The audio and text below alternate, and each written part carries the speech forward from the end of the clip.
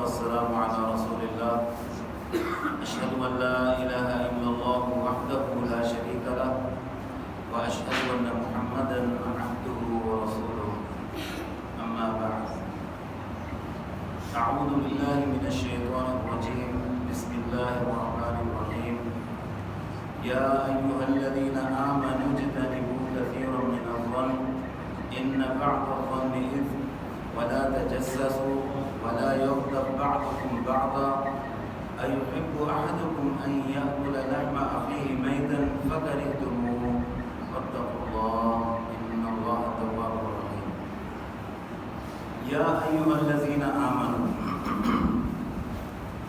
اے ایمان والو اجتنبوا كثيرا من الظن اپنے آپ کو بہت زیادہ گمان کرنے سے بدگمانیوں سے بچاؤ ان بعض الظن اثم یقیناً بعض گمان وہ گناہ کے کام ہیں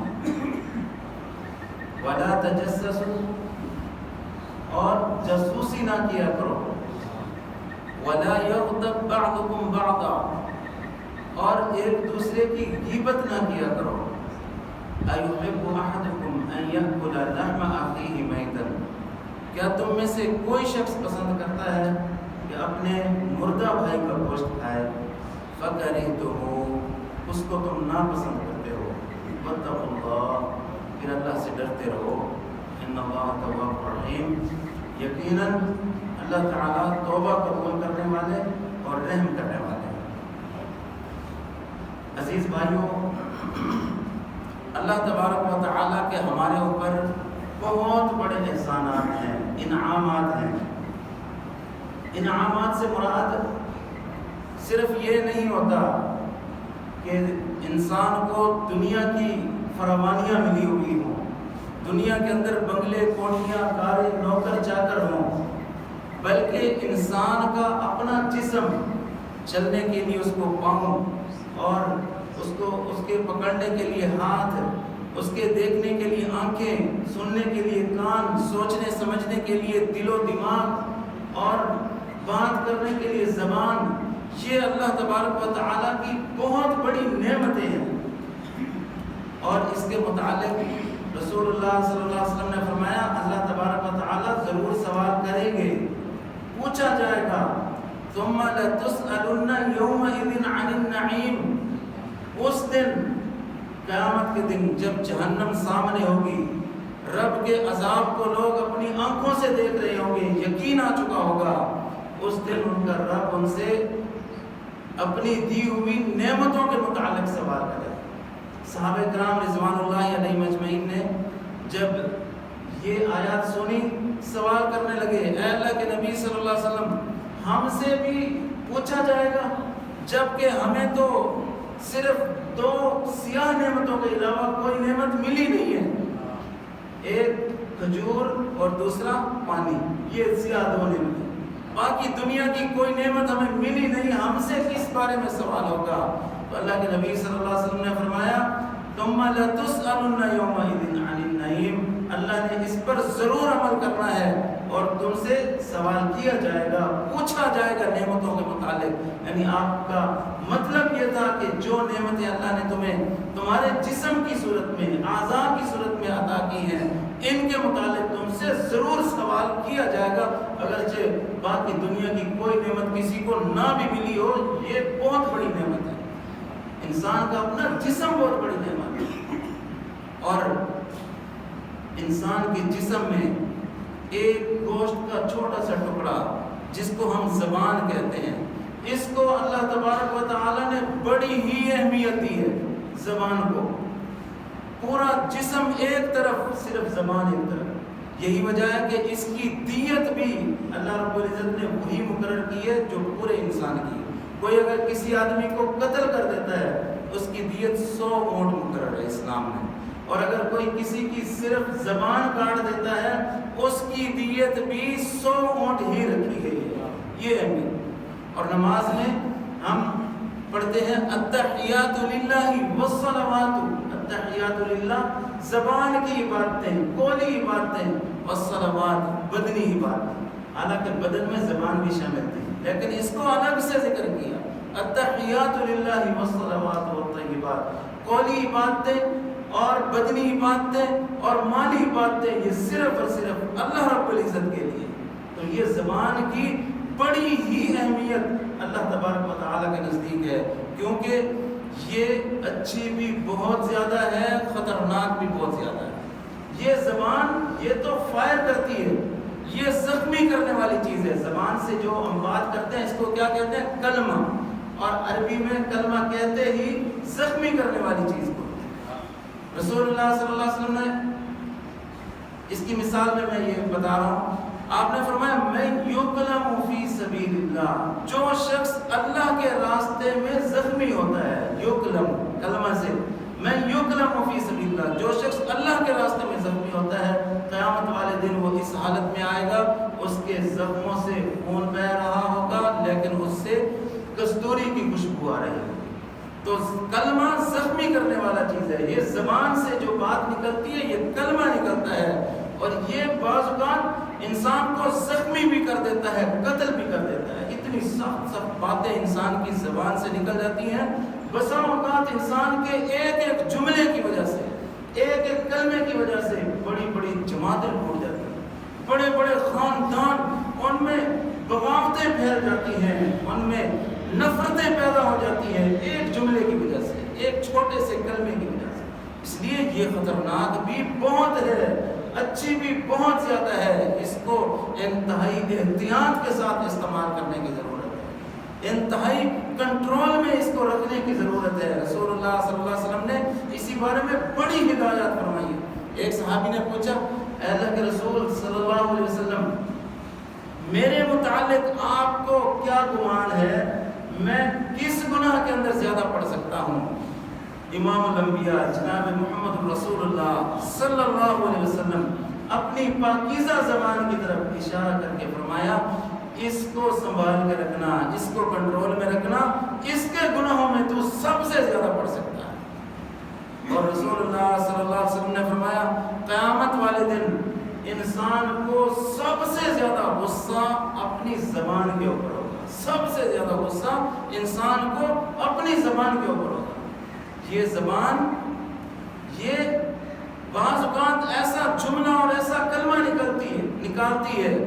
رسول اللہ صلی اللہ علیہ وسلم نے فرمایا، ان العبد لیتکلم بالکلمۃ من رضوان اللہ، بعض اوقات کوئی بندہ اپنی زبان سے اللہ کی رضامندی والا ایک کلمہ نکالتا ہے، ایک جملہ نکالتا ہے، لا یلقی لہا بالا، اس کو اس کی پرواہ نہیں ہوتی، احساس بھی نہیں ہوتا، اس کو پتہ ہی نہیں ہوتا میں نے کتنا بہترین جملہ اپنی زبان سے نکالا ہے، کتنی اچھی بات میں نے ادا کی ہے، میرا رب مجھ سے خوش کتنا زیادہ ہوا ہے۔ اللہ تبارک و تعالیٰ اس کو اس ایک جملے کی وجہ سے، ایک کلمے کی وجہ سے اس کو جنت کا حقدار بنا دیتے ہیں۔ وَإِنَّ الْعَبْدَ لَيَتَكَلَّمُ بِالْكَلِمَةِ مِنْ سَخَطِ اللَّهِ، اور بعض اوقات ایک آدمی اپنی زبان سے اللہ کی ناراضگی کا ایک کلمہ نکالتا ہے، ایک جملہ نکالتا ہے اپنی زبان سے اللہ کی ناراضگی والا، لا یلقی لہا بالا، اس کو بھی اس کی سنگینی کا احساس بھی نہیں ہوتا میں نے کتنا خطرناک جملہ اپنی زبان سے نکالا ہے۔ جیسے لوگ کہتے ہیں رات گئی بات گئی، بات کر کے اس نے سمجھا بات ختم ہو گئی، حالانکہ بات تو ختم ہوتی نہیں ہے۔ ما یلفظ من قول الا لدیہ رقیب عتید، کوئی بھی ایک لفظ اپنی زبان سے نکالتا ہے، ما یلفظ من قول الا لدیہ رقیب عتید، ایک نگران تیار بیٹھا ہوتا ہے لکھنے کے لیے، وہ بات لکھ لی جاتی ہے، نوٹ ہو جاتی ہے، ریکارڈ ہو جاتی ہے، بات کبھی ختم نہیں ہوتی۔ اللہ تبارک و تعالیٰ اس کو محفوظ کر لیتے ہیں۔ وَإِنَّ الْعَبْدَ لَيَتَكَلَّمُ بِالْكَلِمَةِ مِنْ سَخَطِ اللَّهِ، اللہ کی ناراضگی والا کوئی ایک کلمہ نکالتا ہے، اللہ تبارک و تعالیٰ اس کو اس ایک جملے کی وجہ سے، ایک کلمے کی وجہ سے جہنم کے اندر 70 خریفاً 70 سال کی مسافت گہرائی میں پھینک دیتے ہیں اس ایک جملے کی وجہ سے۔ اور 70 سال کی مسافت جہنم میں کیا ہے؟ اللہ کے رسول صلی اللہ علیہ وسلم ایک مرتبہ صحابہ کرام کے ساتھ بیٹھے ہوئے ہیں، ایک آواز آتی ہے، دھماکے کی آواز آتی ہے، آپ پوچھتے ہیں کسی کو معلوم ہے یہ کس چیز کی آواز ہے؟ صحابہ فرماتے ہیں اللہ و رسولہ عالم، اللہ اور اس کے رسول بہتر جانتے ہیں۔ آپ نے فرمایا اللہ تبارک و تعالی نے آج سے 70 سال پہلے ایک پتھر جہنم کے اندر پھینکا تھا، 70 سال کے بعد آج وہ جہنم کی تہہ میں پہنچا ہے۔ جہنم کی تہہ کا سفر 70 سال کی مسافت ہے، اور ایک جملہ جو اللہ کی ناراضگی والا ہوتا ہے، اللہ تبارک و تعالیٰ بعض اوقات اسی کی وجہ سے جس کو انسان کوئی اہمیت نہیں دیتا، پرواہ نہیں کرتا کہ میں نے کون سی بات اپنی زبان سے نکالی ہے، اللہ تعالیٰ اس کو جہنم کی گہرائی میں پھینک دیتے ہیں ایک جملے کی وجہ سے۔ عزیز بھائیوں، یہ خطرناک بھی بہت ہے، اچھی بھی بہت زیادہ ہے اگر اس کو اچھا استعمال کیا جائے۔ اللہ کے رسول صلی اللہ علیہ وسلم کی مجلس میں ایک یہودی کا بچہ آیا کرتا تھا، وہ کچھ دنوں سے آنا چھوڑ گیا۔ رسول اللہ صلی اللہ علیہ وسلم نے پوچھا کہ وہ بچہ نہیں آ رہا، یہودی کا بیٹا ایک آتا تھا ہماری مجلس میں، امام الانبیاء ہیں، 2 جہانوں کے سردار ہیں، اور صحابہ کا مسلمانوں کا جمع غفیر ہے، لیکن نگاہ کتنی کڑی ہے، ایک ایک بندے کے اوپر ایک بچہ آیا، اس کے اوپر بھی نگاہ ہے کہ ہماری مجلس میں ایک بچہ آ رہا ہے۔ ہمارے پہلی صف کے نمازی غائب ہوتے ہیں، کئی کئی دنوں تک نہیں آتے، ہمیں پتہ ہی نہیں ہوتا، ہم ان کے متعلق پوچھتے ہی نہیں ہیں۔ اللہ کے رسول صلی اللہ علیہ وسلم نے پوچھا وہ بچہ نہیں آ رہا، صحابہ نے بتلایا وہ سنا بیمار ہے۔ آپ نے فرمایا چلو پھر اس کی عیادت کے لیے جاتے ہیں۔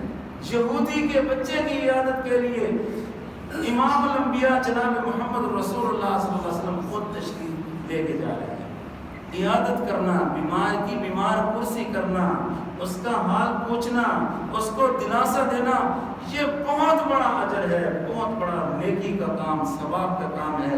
اللہ کے رسول صلی اللہ علیہ وسلم نے فرمایا کوئی شخص اگر صبح کے وقت کسی کی بیمار پرسی کرتا ہے، عیادت کرتا ہے، شام ہونے تک 70,000 فرشتے اس کے لیے مغفرت کی دعا کرتے رہتے ہیں، اللہ سے التجا کرتے رہتے ہیں، یا اللہ اپنے اس بندے کو معاف فرما دے۔ 70,000 اگر شام کو وہ کسی کی عیادت کے لیے جاتا ہے، صبح ہونے تک 70,000 فرشتہ اس کے لیے مغفرت کی دعا کرتا رہتا ہے۔ اتنا بڑا عظیم عمل جو آج ہمارے اندر مفقود ہو چکا ہے۔ اللہ کے رسول صلی اللہ علیہ وسلم یہودی کے بچے کی عیادت کے لیے تشریف لے گئے، دیکھا اس کی حالت بڑی نازک ہے، موت کے قریب ہے۔ آپ نے اس بچے کو مخاطب ہو کے فرمایا یا غلام قل لا الہ الا اللہ، اے بچے لا الہ الا اللہ پڑھ لو، اس بات کا اقرار کر لو اللہ کے علاوہ کوئی عبادت کے لائق نہیں ہے۔ وہ بچہ اپنے والد کی طرف اجازت کی نگاہوں سے دیکھتا ہے، اس کا والد اللہ کے رسول صلی اللہ علیہ وسلم کے اس اخلاق سے بڑا ہی متاثر ہے۔ وہ فوراً کہتا ہے اطیع ابا القاسم، ابو القاسم کی بات مان لو، ہے میرے بیٹے ابو القاسم کی بات مان لو۔ عزیز بھائیوں، کسی کو دعوت دینے کا سب سے بہترین طریقہ یہ ہے ہم اس کے دکھ درد کے اندر شریک ہوں، ہم اس کی پریشانی میں شریک ہوں، ہم اس کے مسائل حل کرنے والے ہوں، پھر ہم اپنی دعوت پہنچائیں، پھر دیکھیں کیسے دعوت کو قبول نہیں کرتا، پھر آپ کی وہ بات ٹھکرا نہیں سکتا۔ یہودی کتنے مخالف اسلام کے، اسلام اور مسلمانوں کے متعلق کس قدر بغض اور نفرت رکھنے والے، لیکن جب اللہ کے رسول صلی اللہ علیہ وسلم اس کے بچے کی بیمار پرسی کے لیے اسی کے گھر گئے ہوئے ہیں، اپنے دشمن کے گھر گئے ہوئے ہیں اور اس کا حال پوچھ رہے ہیں، اس کی پریشانی میں شریک ہو چکے ہیں، تو وہ وہی یہودی اپنے بچے سے کہہ رہا ہے اطیع ابا القاسم، خود تو مسلمان نہیں ہے، اپنے بچے سے کہہ رہا ہے ابو القاسم کی، محمد صلی اللہ علیہ وسلم کی بات مان لو۔ وہ بچہ وہ کلمہ پڑھتا ہے اشہد ان لا الہ الا اللہ وان محمد رسول اللہ، تھوڑی دیر کے بعد وہ انتقال کر جاتا ہے۔ اللہ کے نبی صلی اللہ علیہ وسلم فرماتے ہیں یہ بچہ مسلمان ہے، اس کو اٹھاؤ، ہم اس کو غسل بھی دیں گے، اس کا ہم نماز جنازہ بھی ادا کریں گے۔ ایک کلمہ ادا کیا، کوئی عمل نہیں کیا، اس نے ایک کلمہ اپنی زبان سے ادا کیا، اللہ تبارک و تعالیٰ نے اس کو جنت کا حقدار ٹھہرا دیا۔ اتنی اچھی زبان ہے عزیز بھائیوں، اس کو اچھائی میں استعمال کرنا چاہیے اور انتہائی سوچ سمجھ کے بات کرنی چاہیے۔ ہمیں بات کرتے ہوئے احساس نہیں ہوتا کہ ہم کتنی سخت بات کر رہے ہیں، ہم کتنی کڑوی بات کر رہے ہیں، صحابہ کرام رضوان اللہ علیہم اجمعین، ان کی اگر ہم سیرت کو دیکھیں، ان کے گفتار کو دیکھیں، وہ کس قدر احتیاط کیا کرتے تھے، اور رسول اللہ صلی اللہ علیہ وسلم کتنی چھوٹی چھوٹی باتوں پر ٹوکا کرتے تھے، وعیدیں سنایا کرتے تھے۔ امہات المومنین میں سے ایک نے دوسری کے متعلق اس کے قد کے اوپر اعتراض کیا کہ اس کا قد چھوٹا سا تو ہے، ٹھیکنی سی تو ہے وہ۔ اللہ کے رسول صلی اللہ علیہ وسلم نے فرمایا تم نے اتنی سخت بات کہی ہے، اتنی کڑوی بات اپنی بہن کے متعلق کہہ دی ہے، اگر اس کو سمندر کے پانی میں ڈال دیا جائے سارے سمندر کا پانی متغیر ہو جائے، اس کا ذائقہ تبدیل ہو جائے، اتنی سخت بات۔ عزیز بھائیوں، ہمارے نزدیک یہ کیا اہمیت رکھنے والی بات ہے؟ یہ تو کوئی بات ہی نہیں ہے۔ ہم تو بڑی بڑی باتیں کر دیتے ہیں اپنے بھائیوں کے اوپر، اپنی بہنوں کے اوپر بڑی بڑی تہمتیں لگا دیتے ہیں، الزام تراشیاں لگا دیتے ہیں، ان کو طعن و تشنیع کے ان کے اوپر ہم انبان لگا دیتے ہیں۔ اللہ کے رسول صلی اللہ علیہ وسلم کی دو کبار صحابہ کرام نے، بڑے صحابہ کرام، ایک روایت میں ابو بکر اور عمر کے الفاظ آئے ہیں، ابو بکر اور عمر نے اللہ کے رسول صلی اللہ علیہ وسلم کی دعوت کی، آپ کو لے کر جب گھر گئے، دیکھا غلام جس نے انتظام کرنا تھا، کھانے کا انتظام کرنا تھا، غلام سویا ہوا ہے، تو وہ کہنے لگے دیکھو کیسے ایسے سو رہا ہے جس سے ماں کے گھر سویا ہوا ہو۔ رسول اللہ صلی اللہ علیہ وسلم یہ باتیں سن رہے تھے۔ جب کھانا حاضر ہوا تو اس میں انہوں نے دیکھا کہ گوشت تو نہیں ہے، تو غلام سے کہنے لگے کہ گوشت لے آؤ، گوشت کہاں ہے؟ رسول اللہ صلی اللہ علیہ وسلم نے فرمایا کہ گوشت، کون سے گوشت کی تم بات کر رہے ہو؟ گوشت تو تم کھا چکے ہو، گوشت تم کھا چکے ہو، اور اس گوشت کے ٹکڑے میں تمہارے دانتوں کے اندر پھنسا ہوا دیکھ رہا ہوں۔ جو تم نے اپنے بھائی کی غیر موجودگی میں اس کے اوپر بات کی تھی، کتنی بات چھوٹی سی، اور وہ بھی اپنے غلام کے متعلق، اپنے خادم کے متعلق، کہ ایسے سو رہا ہے جیسے اپنے ماں کے گھر سوئے۔ عزیز بھائیوں، آج ہمیں اپنی اصلاح کرنے کی ضرورت ہے، ایک ایک جملہ ناپ تول کے نکالنے کی ضرورت ہے۔ کون سی میں بات کر رہا ہوں، میری اس بات کی وجہ سے میرا رب ناراض تو نہیں ہو جائے گا، میری اس بات کی وجہ سے میری پکڑ تو نہیں ہو جائے گی۔ چھوٹی چھوٹی باتیں ہیں، اسی زبان سے اگر کفر کا کلمہ نکل جائے، اسی زبان سے اگر شرک کا جملہ نکل جائے، اللہ تبارک و تعالی سارے پچھلے کیے ہوئے نیکیاں اور اعمال تباہ اور برباد کر دیتا ہے۔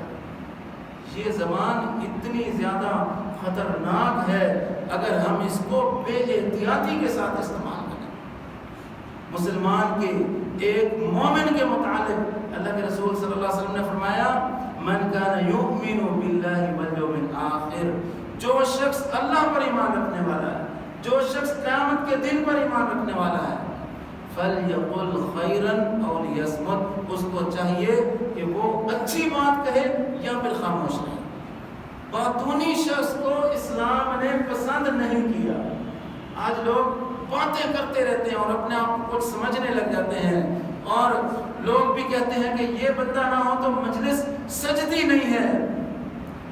لوگوں کو جھوٹے لطیفے اور جھوٹی کہانیاں، من گھڑت باتیں، اس کا بھی بہت بڑا جرم ہے۔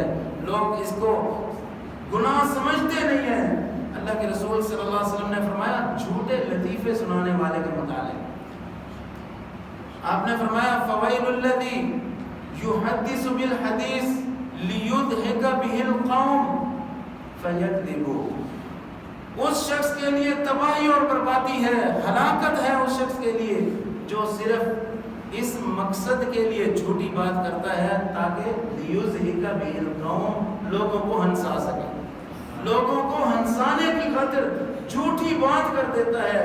فویل لہ ثم ویل لہ، بار بار آپ نے بددعا کی، وہ شخص تباہ اور برباد ہو جائے، ہلاک ہو جائے، جس کے جھوٹ بولنے کا مقصد صرف اس قدر ہے کہ لوگ ہنسے، لوگوں کو خوش کرنے کے لیے جھوٹ بات کر رہا، ایسا شخص تباہ اور برباد ہو جائے۔ تو عزیز بھائیوں، جھوٹے لطیفے اور جھوٹی کہانیاں بھی یہ نہیں کرنی چاہیے۔ ہاں البتہ اسلام کے اندر مزاحیہ انداز اختیار کرنے کی اجازت ہے، مزاحیہ انداز اختیار کیا جا سکتا ہے، اس سے اسلام نہیں روکتا، بلکہ اللہ کے رسول صلی اللہ علیہ وسلم نے خود بھی بعض اوقات مزاحیہ گفتگو کی ہے، لیکن اس کے لیے دو شرطیں، ایک تو اس کے اندر جھوٹی بات نہیں ہونی چاہیے، جو میں بات کر رہا ہوں مزاحیہ انداز ہو، جھوٹ نہ ہو، اور دوسرا کسی کی تذلیل نہ ہو، کوئی رسوا نہ ہو رہا ہو، کوئی بے عزت نہ ہو رہا ہو۔ ایک بندے کی مجلس کے اندر بے عزتی ہو رہی ہے، وہ ذلیل اور رسوا ہوا جا رہا ہے، اور میں کہوں میں تو مذاق کر رہا ہوں، ایسی مذاق کی بھی اسلام میں اجازت نہیں ہے۔ کسی کی تذلیل بھی نہ ہو اور اس میں جھوٹ بھی نہ ہو، پھر مزاحیہ گفتگو کی جا سکتی ہے۔ اللہ کے رسول صلی اللہ علیہ وسلم کے پاس ایک آدمی آیا، کہنے لگا یا رسول اللہ صلی اللہ علیہ وسلم، سفر پر جانا ہے، مجھے اونٹ کی ضرورت ہے۔ آپ نے فرمایا فلاں درخت کے ساتھ فلاں جگہ پہ اونٹ کا بچہ بندھا ہوا ہے، یہ اس کو دے دو۔ تو وہ کہنے لگا بچہ تو میرے لیے اور مصیبت ہو جائے گا، میں نے سفر کرنا ہے۔ آپ نے فرمایا جاؤ جاؤ اس کو اونٹ کا بچہ ہی دے دو۔ تو جب اس کو دیا گیا تو وہ پورا اونٹ تھا۔ اس نے کہا اللہ کے رسول صلی اللہ علیہ وسلم، آپ نے تو بچے کا کہا تھا، یہ تو اونٹ ہے مکمل۔ آپ نے فرمایا ہر اونٹ کسی اونٹ کا بچہ ہی ہوتا ہے۔ یہ مزاحیہ انداز ہے، اس میں جھوٹ بھی نہیں ہے، خوشگوار ماحول بن جاتا ہے۔ ایک بوڑھی خاتون غالباً رسول اللہ صلی اللہ علیہ وسلم کی پھوپھی صفیہ رضی اللہ عنہ، وہ آتی ہیں اور کہتے ہیں اے اللہ کے نبی صلی اللہ علیہ وسلم میرے لیے دعا کیجئے، اللہ تعالیٰ مجھے جنت میں بھیج دے۔ آپ نے فرمایا بوڑھے جنت میں نہیں ہوں گے، بوڑھے جنت میں نہیں ہوں گے۔ وہ عورت پریشان ہو گئی، رونے لگی۔ اللہ کے رسول صلی اللہ علیہ وسلم نے فرمایا جوان ہو کے جنت میں جائیں گے، بڑھاپے کی حالت میں کوئی جنت میں نہیں جائے گا، بلکہ جوان ہو کے جنت میں جائیں گے۔ مزاحیہ انداز اختیار کیا جا سکتا ہے، لیکن اس میں بھی جھوٹ کی اجازت نہیں ہے، اس میں جھوٹ بھی نہ ہو، کسی کی تذلیل نہ ہو۔ عزیز بھائیوں، یہ زبان یہ اللہ تبارک و تعالیٰ کی طرف سے بہت بڑی نعمت ہے، اس کو انتہائی احتیاط کے ساتھ استعمال کرنے کی ضرورت ہے، انتہائی کنٹرول میں رکھنے کی ضرورت ہے۔ حضرت عبداللہ بن عباس رضی اللہ عنہ، آخری حدیث سنا کے اپنی بات ختم کرتا ہوں۔ سیدنا عبداللہ بن عباس رضی اللہ عنہ، ان کے متعلق بھی اور سیدنا ابو بکر صدیق رضی اللہ عنہ کے متعلق بھی یہ حدیثیں آتی ہیں کہ وہ اپنی زبان کو پکڑ کے ایک مرتبہ کھینچ رہے تھے۔ ساتھیوں نے کہا کہ حضرت یہ کیا کر رہے ہیں آپ اپنے آپ کو سزا دے رہے ہیں؟ انہوں نے کہا کہ ہاں میں اپنی زبان کو سزا دے رہا ہوں، سمجھا رہا ہوں کہ تو کنٹرول میں رہا کر، قابو میں رہا کر، اس نے مجھے بڑی جگہوں پہ پھنسایا ہے، میں اس کو سزا دینا چاہتا ہوں، اس کو میں سمجھانا چاہتا ہوں۔ اتنے بزرگ صحابہ اکرام وہ تو زبان کا اس قدر خیال رکھیں، اور میں اپنی زبان کا خیال نہ رکھوں اور اپنی تعریف کروانے کے لیے مجلس کے اندر جھوٹی کہانیاں، جھوٹے لطیفے اور اپنے آپ کو باتونی ظاہر کرتا رہوں، یہ ایک مومن آدمی کی صفت نہیں ہے۔ مومن آدمی کم بولتا ہے لیکن خیر کی بات کرتا ہے، یا پھر وہ خاموش ہی رہتا ہے۔ اللہ رب العزت سے دعا ہے اللہ تبارک و تعالی ہمیں اپنی زبان کی حفاظت کرنے کی توفیق عطا فرمائے۔ وما توفیقی الا باللہ العلی العظیم۔ السلام علیکم۔